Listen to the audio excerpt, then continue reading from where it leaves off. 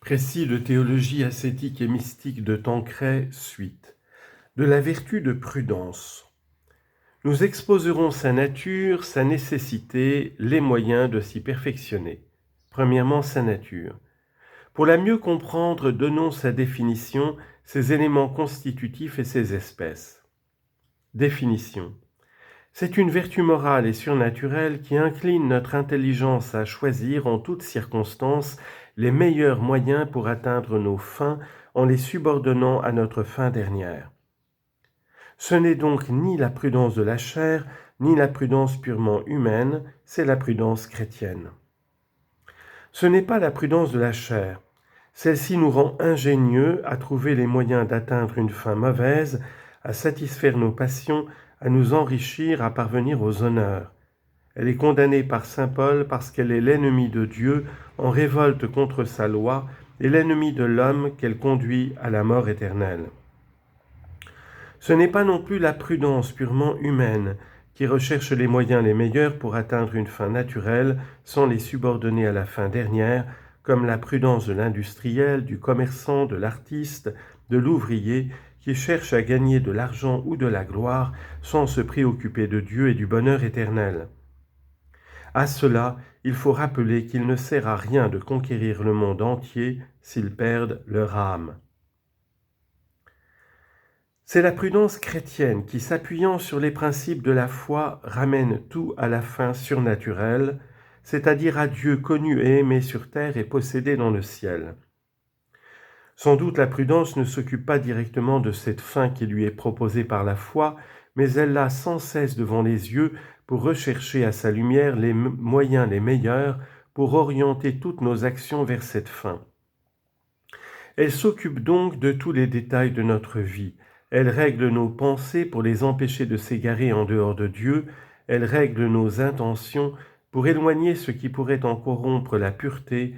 Elle règle nos affections, nos sentiments et nos volitions pour les rattacher à Dieu. Elle règle jusqu'à nos actes extérieurs et l'exécution de nos résolutions pour les ramener à notre fin dernière.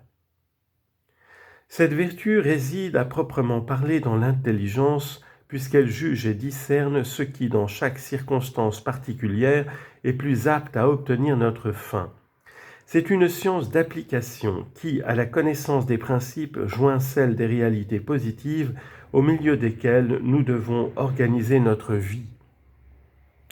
Toutefois, la volonté intervient pour commander à l'intelligence de s'appliquer à la considération des motifs et raisons qui lui permettent de faire un choix éclairé, et plus tard pour commander l'exécution des moyens ainsi choisis. La règle de la prudence chrétienne n'est pas la seule raison, mais la raison éclairée par la foi. On en trouve l'expression la plus noble dans le Sermon sur la montagne, où notre Seigneur complète et perfectionne la loi ancienne en la débarrassant des fausses interprétations des docteurs juifs. La prudence surnaturelle puise donc dans sa lumière et ses inspirations dans les maximes évangéliques qui sont diamétralement opposées à celles du monde. Pour en faire l'application aux actions de chaque jour, elle inspire des exemples des saints qui ont vécu conformément à l'Évangile et des enseignements de l'Église infaillible qui vient nous guider dans les cas douteux. Ainsi, nous sommes moralement certains de ne pas nous égarer. Par ailleurs, les moyens qu'elle emploie sont non seulement des moyens honnêtes, mais des moyens surnaturels, la prière et les sacrements, qui, multipliant nos énergies pour le bien, nous font arriver à de bien meilleurs résultats. C'est ce qui apparaîtra mieux encore en étudiant les éléments constitutifs de cette vertu. Éléments constitutifs. Pour agir prudemment, 3 conditions sont particulièrement nécessaires. D'abord délibérer avec maturité, ensuite décider avec sagesse, enfin bien exécuter. Tout d'abord, une mûre délibération s'impose pour rechercher les moyens les plus proches à atteindre la fin qu'on se propose, délibération qui doit être proportionnée à l'importance de la décision à prendre. Pour la faire avec plus de maturité, il réfléchira personnellement et consultera les sages. Il réfléchira lui-même sur le passé, le présent et l'avenir. Le souvenir du passé lui sera d'une très grande utilité. Le fond de la nature humaine demeurant le même à travers les âges, il importe de consulter l'histoire pour y voir comment nos pères ont résolu les problèmes qui se posent devant nous. Les expériences qu'ils ont tentées pour les résoudre éclaireront notre inexpérience et nous épargneront bien des bévues. En voyant ce qui a réussi et ce qui a échoué, nous comprendrons mieux les écueils à éviter et les moyens à prendre. Mais il faut aussi consulter notre propre expérience. Depuis notre enfance, nous avons été en contact un jour ou l'autre avec des difficultés analogues. Nous devons nous demander ce qui nous a réussi et ce qui a été une cause d'insuccès et nous dire résolument « je ne veux pas m'exposer aux mêmes dangers ni succomber aux mêmes tentations ». Mais il faut aussi tenir compte du présent, des conditions différentes dans lesquelles nous vivons.